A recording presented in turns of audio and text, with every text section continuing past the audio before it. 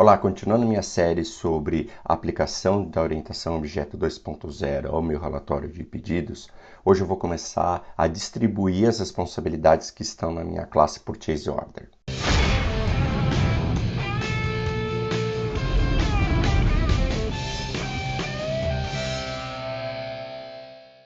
No meu post original eu tinha comentado que eu não tinha aplicado o MVC de maneira correta. Hoje isso vai ser corrigido. Então, lembrando o diagrama original, o que a gente tinha? A gente tinha uma Purchase Order e estava ligado a ela uma classe produto. Então, se você olhar a Purchase Order, ela contém ali um Display Report, que faz parte da view e não da minha classe Purchase Order. Isso daqui, basicamente, eu estou colocando coisas da view dentro do modelo, né?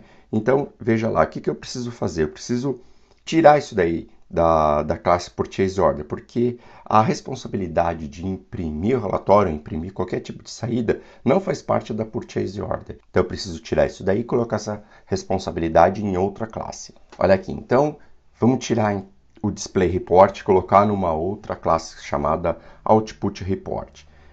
Isso vai funcionar, mas ainda assim a gente tem um problema, que é a classe Purchase Order, ela precisa saber quem é a classe que vai fazer a impressão do relatório.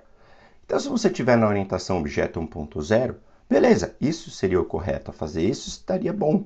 Mas acontece que isso não é legal. A classe Purchase Order tem que ter uma única responsabilidade, gerenciar as Purchase Orders. Ela não precisa nem ter a responsabilidade de saber quem tem que imprimir a Purchase Order. Então, nesse novo modelo aqui, se você vai olhar, eu vou ter duas classes, uma para output em lista e outra para output em ALV. Você poderia até me dar os parabéns. Se a gente tivesse na orientação 1.0, você daria os parabéns, porque estaria excelente. Eu ainda estou quebrando cada classe com uma responsabilidade diferente. Mas ainda, essas duas classes elas estão altamente acopladas à classe Purchase Order. Por quê? Porque a Purchase Order ele precisa saber qual o tipo de relatório. Ele tem que ter um if lá dentro dele que vai me dizer qual é o tipo de relatório que eu quero. Isso é um tipo de acoplamento que eu não busco na orientação objeto 2.0. Lembra, a gente tem que ter aqui ó, baixo acoplamento e alta coesão. Então, nesse caso aqui, eu estou tendo um alto acoplamento. A output LV e da lista, elas ainda estão altamente acopladas à Purchase Order, o que nos leva ao próximo diagrama. Dá uma olhada nesse próximo tela aqui. Ó, começou a melhorar um pouquinho. Então, as responsabilidades estão todas distribuídas em classes. A Purchase só tem que se preocupar com a modelagem das entidades Purchase Order, ou das ordens de compra, né, dos pedidos de compra. Para melhorar a saída, eu vou ter geradores, né? Então, aqui eu vou ter um report list, um report ALV. Repare que o ALV ele ainda usa a classe CL Salve Table. Eu coloquei essa classe só para mostrar que eu vou usar a classe standard para a saída do LV. E eu tenho aqui uma interface Output Generator.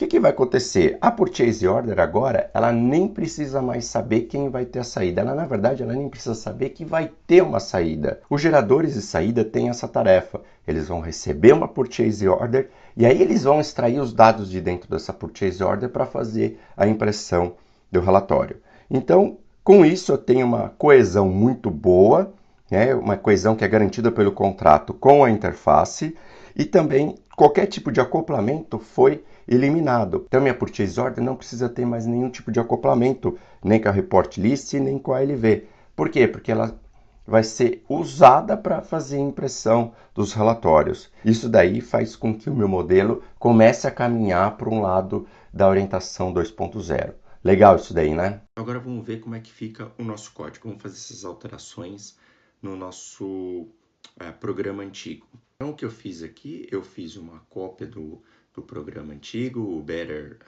OO, como vocês podem ver aqui, né? Então, eu peguei todo esse programa aqui e fiz uma cópia dele. A saída esperada é exatamente essa daqui, que a gente já conhece.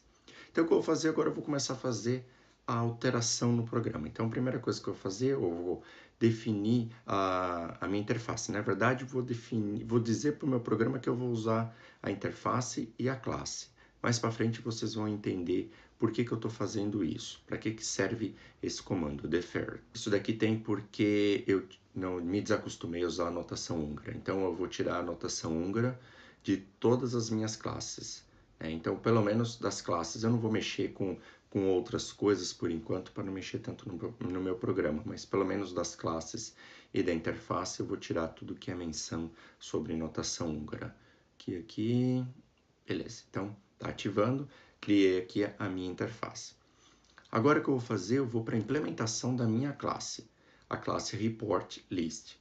Ela é definition, ela tem apenas uma parte pública, que é a implementação da minha interface Output Generator. Na sequência, já vou partir para a implementação dessa classe, a implementação do Output Generator no método Generate, tá? Aqui eu simplesmente o que eu vou fazer é copiar o que eu já tinha feito antes. Lembra, eu não estou criando nada, estou fazendo uma refatoração, então eu estou movendo aquilo que era que vinha de dentro da classe Purchase Order, agora ela está indo para Report List. E aí eu preciso fazer algumas alteraçõezinhas aqui. Então deixa eu lembrar o que eu preciso fazer aqui. Vai para cima, vai para baixo. Deixa eu pensar. Esse loop aqui, o item list, não funciona. Não é isso. Vamos lá, eu preciso criar então um tipo local aqui para mim. Esse tipo local, ele vai receber do meu método getItems. Eu preciso, então, criar esse método aqui. Primeiro eu vou...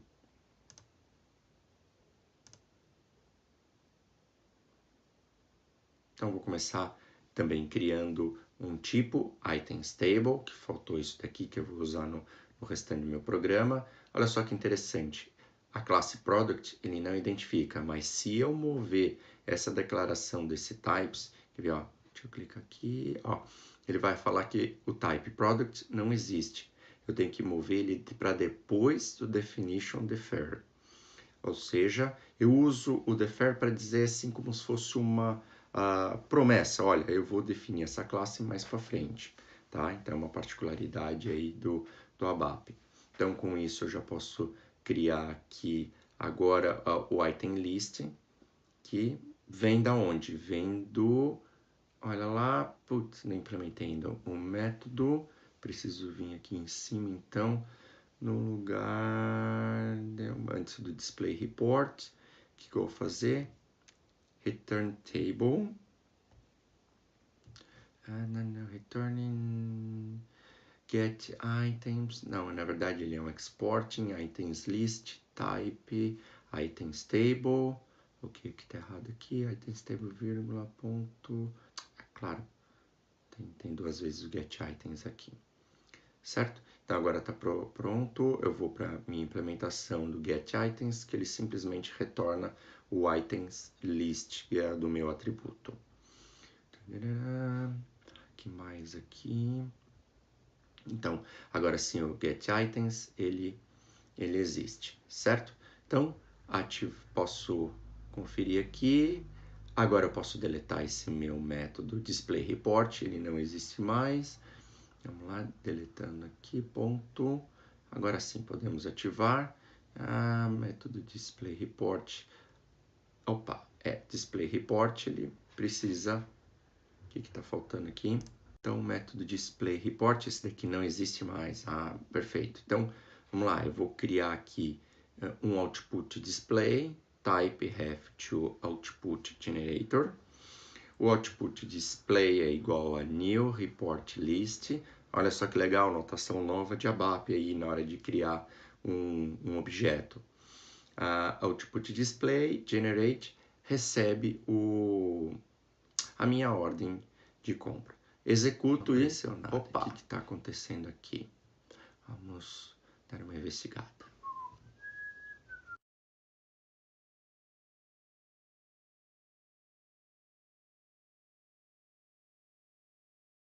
Já achei. Ele não recebe, né? Ele não existe, ele não é um returning. Eu não estou carregando o items list. Claro, e aí o meu items list está vindo em branco. Mas peraí, ele não é returning, ele é um exporting. Então aqui ele vira importing, ativo, e aí executo a mesma saída que eu tinha antes. Então com isso consigo terminar a refatoração, ou seja, minha primeira refatoração do meu código. O que eu fiz? Eu fiz a correção tirando a chamada do report de dentro da classe purchase order, ou seja, estou corrigindo o MVC finalmente. O que a gente acabou de ver aqui é a utilização de um padrão de projeto ou design pattern chamado strategy. Isso é bem legal. Quando você começa a identificar padrões e projetos para serem usados na sua modelagem, você está começando a entrar no maravilhoso mundo da orientação a objetos 2.0. A orientação a objetos 2.0 eu vou falar um pouquinho mais detalhes nos próximos vídeos, mas o que é legal aqui é que naturalmente você vai vendo que os padrões e projetos eles são legais. Você não vai partir do padrão de projeto e vai inventar uma utilização para ele dentro do seu projeto, dentro da sua modelagem.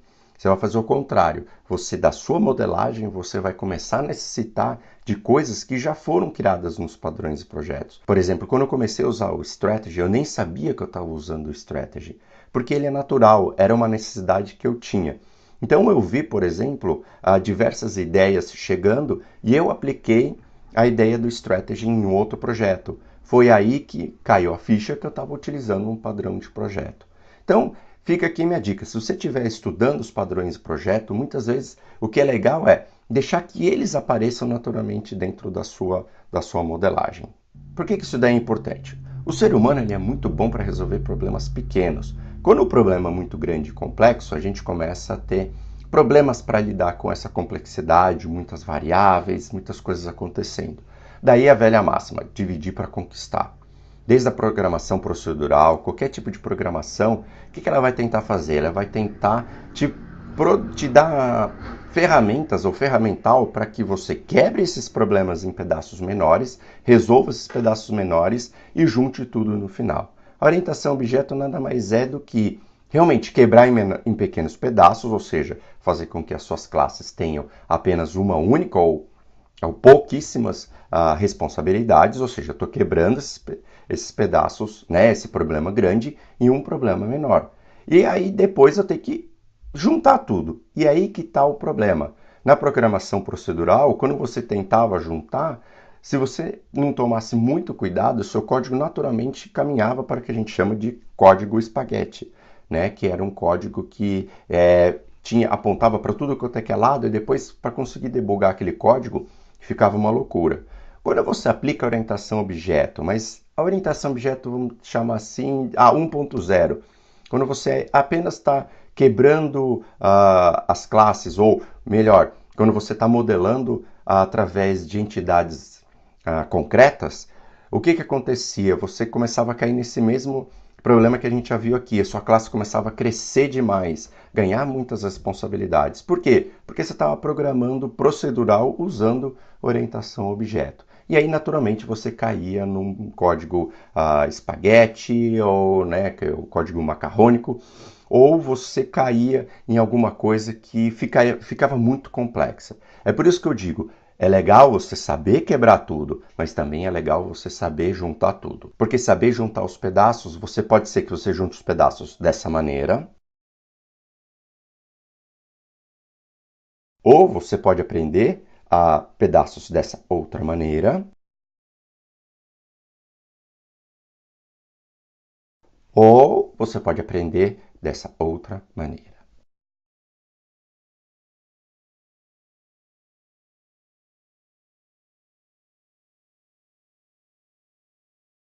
Um abraço, pessoal. Até meu próximo vídeo.